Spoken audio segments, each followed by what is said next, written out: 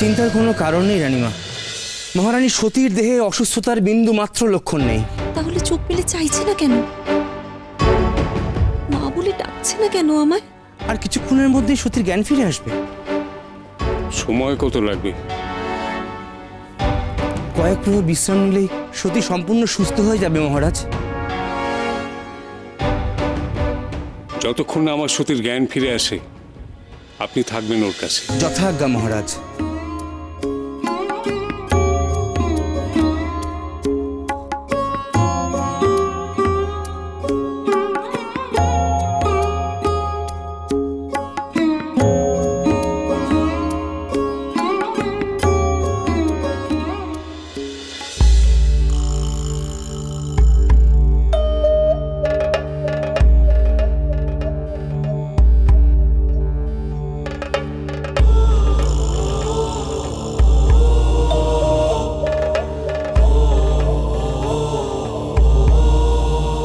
জয় তু রাজন, কন্যা সতী এখন সুস্থ তো?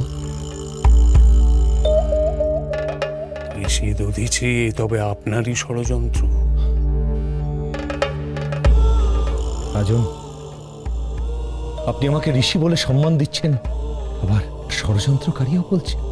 আপনার কাজই কি সেটা বলাতে বাধ্য করছে না? সতীকে আপনি ওই মন্দিরে টেনে নিয়ে গিয়ে আপনি যাকে টেনে নিয়ে যাওয়া বলছেন, যাকে ষড়যন্ত্র বলছেন, তা আসলে দৈব। আর দৈবকে যদি আপনি ষড়যন্ত্র মনে করেন, তাহলে তাহলে সেই ষড়যন্ত্রকারীকে খোঁজা আপনার আমার পক্ষে দুঃসাধ্য।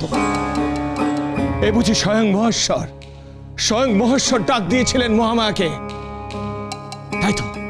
তাই তো আপনার প্রাসাদের কক্ষ, শেকল, আপনার অনুশাসন, আপনার প্রহরা, সবকিছু হঠাৎই মুহূর্তের মধ্যে তুচ্ছ হয়ে গেছিল তার কাছে। ঋষি দধিছি দুঃখের ধৈর্যের পরীক্ষা নেবেন না। আপনি মহাযোগী, পুণ্যাত্মা, দক্ষের ঘৃণিত শিবের উপাসক হয়েও দক্ষের কাছে আপনি সম্মানিত। কিন্তু ভুল আমারই ভুল। নিজ ভিখারির উপাসক। বাক্য সংযত করুন রাজু। তিনি ক্ষমা সুন্দর, কিন্তু তাই বলে এই নয় যে তার উপাসক হয়ে আমি ইষ্ট নিন্দা সহ্য করব। ক্ষমা করব আপনাকে। অমঙ্গলের উপাসক ঋষি দধিছি আমারই প্রাসাদে দাঁড়িয়ে আমাকেই ক্ষমা না করার আস্ফারণ করছেন। আবারও বলছি, বাক্য সংযত করুন রাজন। ইষ্ট নিন্দা শোনা মহাপাপ।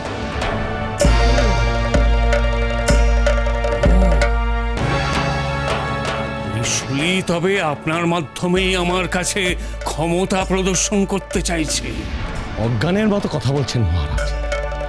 যিনি সমস্ত সৃষ্টির আদি, যিনি সমস্ত স্থিতির ধারক, যিনি সৃষ্টি আর লয়ের কারণ, তার ক্ষমতা প্রদর্শনের প্রয়োজন হয় না মহারাজ। ক্ষমতা প্রদর্শন করে অজ্ঞান মানুষেরা। তারা ঈশ্বরের মহিমাকে ঘরের শেকলে আটকাবার চেষ্টা করে। ঋষি দধিছি, আপনার আস্ফলনে আমি ভীত নই মহারাজ। তবু একটা সত্য আপনার জেনে রাখা ভালো, মহেশ্বরের অমোঘ আহ্বানে কন্যা সতী সম্পূর্ণ একা নিজে পথ চিনে এসেছিল তার মন্দির। ওই মন্দির আমি ধ্বংস করে দেব। তাকে স্পর্শ করতে পারবেন না মহারাজ, কারণ সে মন্দির আপনার রাজ্য সীমার বাইরে।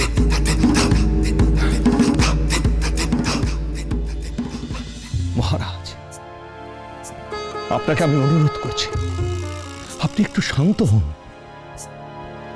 মহারাজ, আপনি প্রজাপতি, আপনি দেবব্রহ্মার পুত্র, বহু গুণ আপনার। আপনি একজন জ্ঞানী। এহেন অসংযত আচরণ আপনার শোভা পায় না মহারাজ, আপনার শোভা পায় না। মহারাজ, আমি আপনাকে একটা কথা বলি, আপনি বোঝার চেষ্টা করুন। যা দৈব নির্দিষ্ট, যা পূর্ব নির্দিষ্ট, তা কেউ খণ্ডাতে পারবে না, কেউ না। এমনকি আপনিও না। স্বয়ং মহামায়া যে উদ্দেশ্যে আপনার ঘরে এসেছেন কন্যা হয়ে, আপনি আসতে পারেন।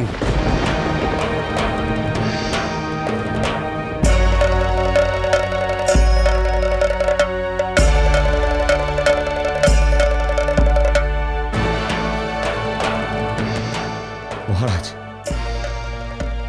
আপনি আমাকে বিতাড়িত করতেই পারেন, কিন্তু আমি বারবার এই গৃহে আসব, কারণ মহেশ্বরের শক্তি গচ্ছিত আছে এই গৃহে।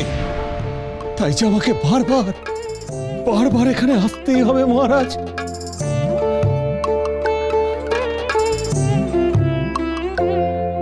মহারাজ, আপনার মঙ্গল হোক।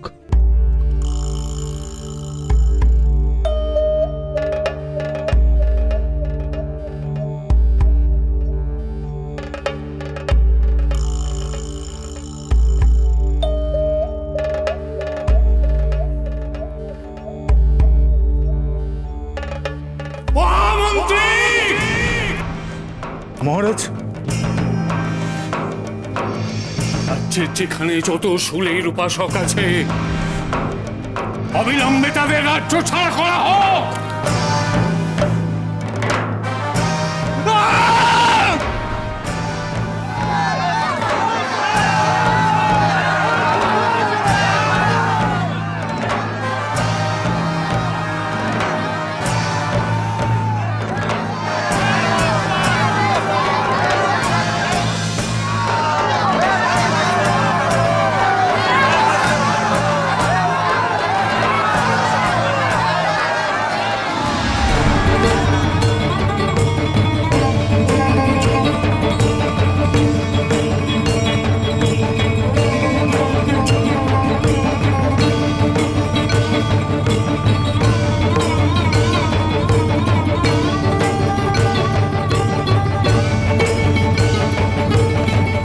আমার ভক্তদের উপরে এহেন অত্যাচার,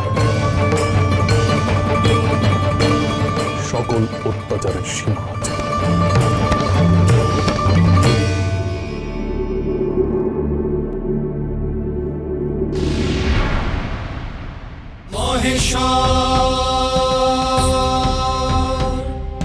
মহেশ্বর মহেশ্বর তুমি রক্ষা করো।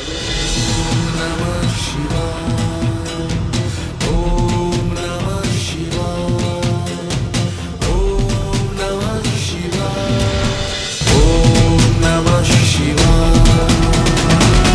চলো চলো চলো চলো চলো পাল্টাই